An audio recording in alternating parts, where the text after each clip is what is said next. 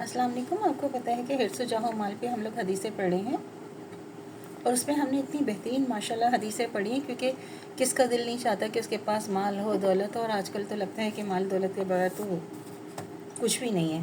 तो ये भी एक फितरी अमल है कि हर इंसान का दिल चाहे कि हर चीज़ हमारे पास हो।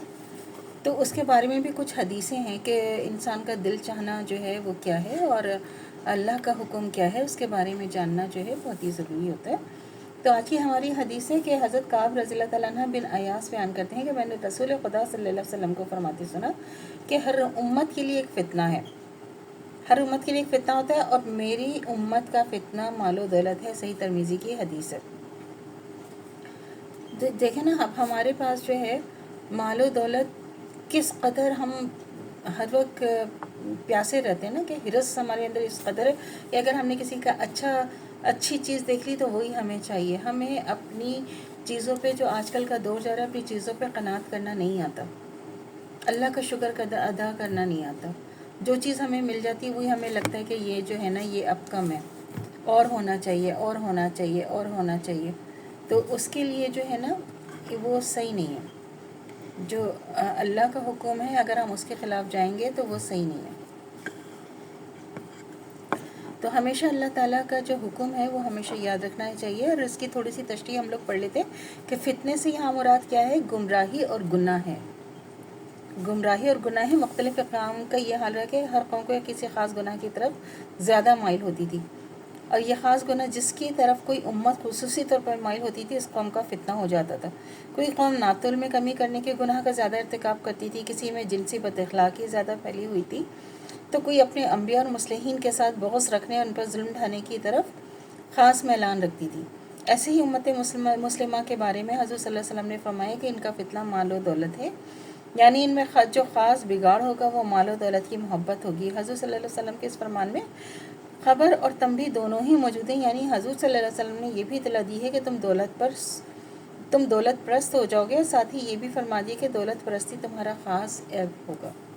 ये तो ज़ाहिर है, हम तो दौलत के ऐसे दीवाने हैं, कहीं से भी पैसा आ जाए, चाहे वो हलाल हो या ना हो, ये ज़माना आ गया। जब किसी फ़र्द या कौम से ये कहा जाए कि फ़लाँ सफ़र तुम्हारा ऐब है, तो तुम्हारी मुराद यही होती है कि इससे बचना तुम्हें दुनिया आखिरत दोनों में रुसवाई का शिकार करेगा। इस्लाम ने इंसान को ज़िंदगी गुजारने का जो तरीक़ा बताया है, इस पर खुलूस से अमल किया जाए तो कुदरती नतीजा ये निकलता है कि दीनवी दुनियावी दौलत की अहमियत दिल में दुनियावी दौलत कम हो, और क्या कहते हैं, अगर दौलत हो तो सिराह खुदा में खर्च कर देने की तरफ मैलान हो। तरीक़ा ज़िंदगी को अपना तरीक़ा कहने वाले अगर दौलत की मोहब्बत में गिरफ़्तार हो जाए तो ये मोहब्बत इनका ख़ास ऐब शुमार होगा। यह हज़रत सल्लल्लाहु अलैहि वसल्लम के अल्फाज में इनका फ़ितना होगा। चुनांचे इस्लाम की 14 साल तारीख़ पर निगाह डालकर देख लीजिए कि दौलत की मोहब्बत ने मुसलमानों को हमेशा रिज़्क़ पहुँचाई।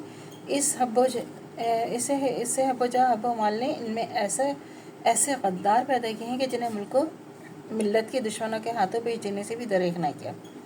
आज भी यह अज़ियत व सूरत हाल अहम नज़र आती है, जब माल में गिरफ़्तार बड़े बड़े सरकारी अफसर अहदेदार जब जो दूसरे ममालिक के साथ तिजारती माहदे करने के इख्तियारात रखते हैं, गैर मुल्की कंपनियों की ऐसी अशिया दरामद कर लेते हैं जिनकी मुल्क को कोई हकीकी ज़रूरत नहीं होती, और जिन्हें ख़रीद लेने से एक तो मुल्क ख़जाने पर भारी बोझ पड़ता है, दूसरे मुल्क के बाशिंदों में तने आसानी और शान शौकत दिखाने की हिरस बढ़ती जाती है। मगर ये चीज़ें फिर भी इसलिए दरामद कर ली जाती हैं कि मुतल्लका अफसरों को गैर मुल्की कंपनियाँ कमीशन की शक्ल में ढेरों माल दे देती हैं, तो वो और लिहाजा वो अपना ज़ाती माल बढ़ाने की खातिर मुल्की ख़जाने को उन चीज़ों को ख़रीदारी पर लुटाते रहते हैं जिनसे बदरे जहाँ ज़्यादा ज़रूरी चीज़ें सिर्फ इसलिए नहीं ख़रीदी जा सकती कि मुल्की ख़जाने में इनकी कीमत अदा करने की सकत नहीं होती।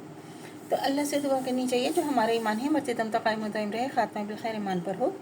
इजाज़त दीजिए, अल्लाह हाफ़िज़। मेरे चैनल को लाइक कीजिए, शेयर कीजिए और सब्सक्राइब कीजिए। शुक्रिया।